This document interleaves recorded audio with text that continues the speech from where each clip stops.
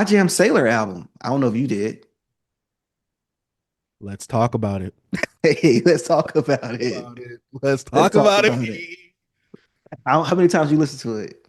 I listened to it once. I wanted to listen to it again, but I had to remember I had to listen to Snoop. So the Snoop is what Yeah. took away from that second Sailor listen. But I enjoyed It's, it. I enjoyed it as well, B. I, I, Uh, I, br- Go I ahead. Go ahead. breezed through it the first time, and then I actually got a full listen to it this morning just to like get a Mm, refresher. And I enjoyed it as well, man. You know, she I know she's facing a little a cultural appropriation type of yeah. controversy. And I saw her little response. I know we talk about the music, but I just had to bring, add a little context of like who Yeah, she is, we got to Sailor. bring this in. Yeah. And I was like, all right, let me listen to this album. So I listened to it. I understand the controversy, B. Wait, so was you gonna listen to the album before her response, or did you listen to it after the response? I listened to it after, but I was gonna listen to it because Okay. we talked about it last week. But me Hmm. seeing that made me go, all right, let me go check this out just to see what the controversy stems from. Hmm. And yeah, beyond, I kind of understand it because hearing her talk in that interview, It it's a don't little reflect different. what how she was singing. It doesn't reflect the words, or Yeah, as they say on Twitter, the AAVE, the the AAVE, African huh? Yeah, American Vernacular, whatever it's vernacular. called, whatever that term is called. I forgot the acronym itself, But but B, basically, when you're talking about talking like a black, god dang it, right. But B, I can't lie. music Good fire though, tunes, music some good fire though. tunes. I was like, What hold now I up, be saying? Ethical hoops. hey, bro. I was vibing. I was like, hold up, bro. I like the sincerity was dope. I was like, Hmm. man, that was a dope track. Bitches Brew, not bad. I was like, hold up, bro. I'm Hmm. vibing with this. Hmm. It's nothing on here. I was like, yeah, I'm good with. I like that she kept it short and sweet. It's like an introduction, but Hmm. she gave you some vibes, B, and that I could tell B. that she's a scissor baby a little bit. She gave me a I little about to scissor say vibes. let's come on. Let's talk about the elephant in the room. She sounds like Hmm. SZA.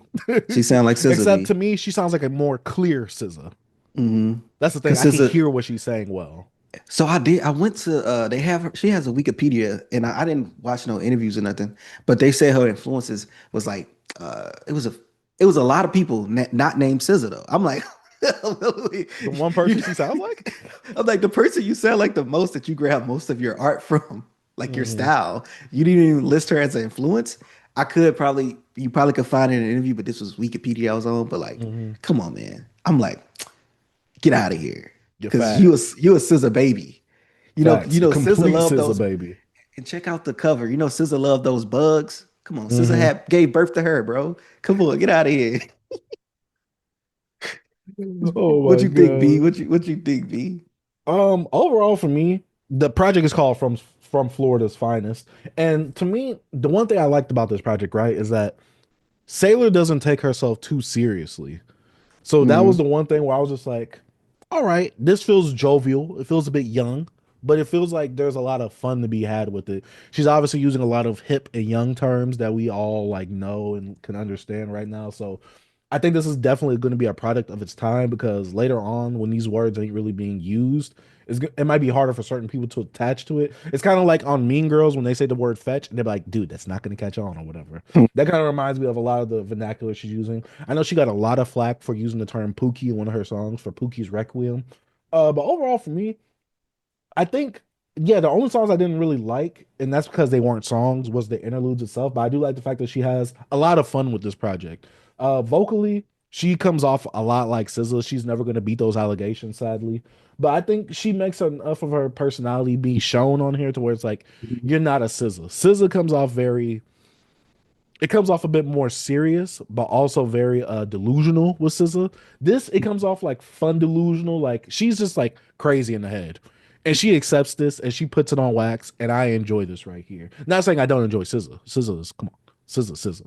But I'm saying for someone like this, while she does sound like SZA, she makes it enough of her own to where the music and subject matter itself, it doesn't sound like SZA in terms of like lyrically. Obviously, Yeah, she's not cause lyrically gifted like SZA. It sounds very young. It sounds a bit mhm. immature-ish. It sounds very toxic. It has those things about it, but I really do like this project overall, though. I get the whole cultural appropriation thing, but she was like, "Hey, I make music. I understand the space I'm in, but I'm still making music. You know, I put work and effort into this. So it's like if you're gonna listen to it, you're going to. If not, then hey, you're not. Yeah. Yeah. She has some little catchy little things she was saying, but yeah, when it comes to like lyrical content of like songwriting, like SZA, yeah, it's above, especially because SZA speaks on all type of other things like women, uh, Mhm. insecurities and things like that. She kind of she didn't really Certain get in relationship depth like dynamics and stuff like that. yeah stuff like that. So come on, Normal Girl is one of my favorite SZA songs. Drew Barrymore, come on, classic. Yeah, Hmm. Control is my favorite SZA project. I think it's her best Hmm. work. But Hmm. anyways, but Sailor, like you said, B, it was cool, man. Like a lot of playfulness. She said one line, "At least you effing me when you bending me over, when you bend me over, whatever." What'd she say? Yeah, I forgot the lyric, at but I least you know. bending me over when you effing me. That's what she Mhm. said. Yeah, little stuff like that. I'm like, okay, she getting effed over, but at least you bending me over. All right, okay, I got you. And that's why I'm talking about that playful nature of like she don't take it too Hmm. seriously. Like it's like, Hmm. yeah, you're saying like these things that are hurtful, but it's like you kind of making a joke out of it, or it's like, all right, I ain't gotta feel bad for you now. Yeah. So I think it was a cool project. Yeah, I'm gonna I thought listen it to was it a a cool little more. project as well. Yeah, Yeah. it's definitely in that. If you like SZA, you might like this. This is in that same Hmm. range of like R&B pop, more heavy on the pop leaning stuff, but R&B vocally wise. So yeah. I enjoyed this project. Sailors from Florida's Finest. She turns into a roach, like the Animorph covers from back then when we was in school. Some of you guys actually might be too young for that reference. Man, shout out to Beyond Beats and Culture.